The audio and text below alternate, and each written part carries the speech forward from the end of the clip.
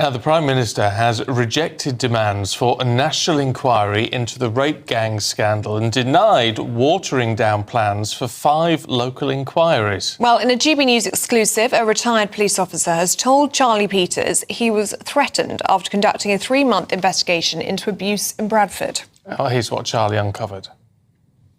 A career crime fighter threatened with arrest for tracking down child abusers. This is former Detective Chief Inspector John Pecos.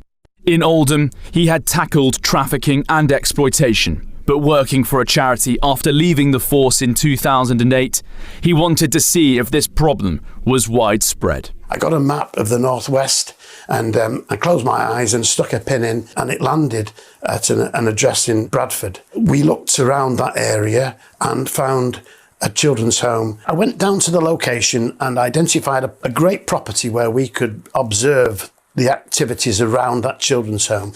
And we then ran a series of observations over several months. John said he saw multiple incidents of children being taken from the home. Sometimes these girls would just be gone for a few hours, but quite often they didn't come back that night or even the next morning. And we'd see police cars parked up 1, 2 o'clock in the morning, clearly taking reports of missing children. And on one occasion, we followed a vehicle that had driven just about a mile down the road. We couldn't see the girl in the passenger seat. We thought, has she got out? There was nowhere to go, yet the girl wasn't in the car. I walked straight past. He was just sat in the car waiting. And as I'm walking back up, I saw a head pop up from the driver's side of the vehicle, a little head from his lap. Sorry. I felt really incensed because I'd missed something really obvious there. Excuse me, I'd missed it. This to me showed me that we had a real problem here.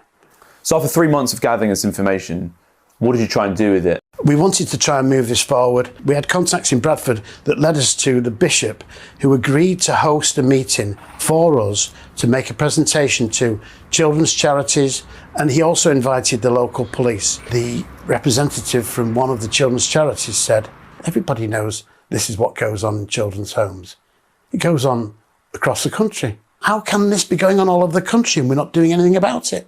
The next day, I attended a meeting with this senior member of the social services, and sat next to her was a uniformed chief inspector. And she said, I understand you've been following our children. I said, I've not been following your children.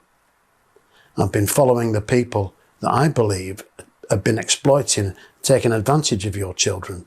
She said, if you continue to follow our children, I'm going to have you arrested. I just couldn't believe what was going on. I couldn't believe that I was being told by this person who's supposed to be looking after the children, the children's interests, that she was going to arrest me. I was about 10 minutes down the road from this meeting and my phone rang, and it was a voice I recognised. He introduced himself to me and told me that he was now a senior police officer at Bradford. And he said, John, what are you doing? Don't you realise how much work our officers have put into stabilising this community? And what you're doing is likely to create a massive right-wing backlash that will burn parts of our town.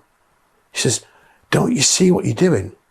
I mean, I didn't really, because even though I thought maybe some of these individuals might be Pakistani, it never occurred to me that this was an issue of race. It was an issue of child abuse.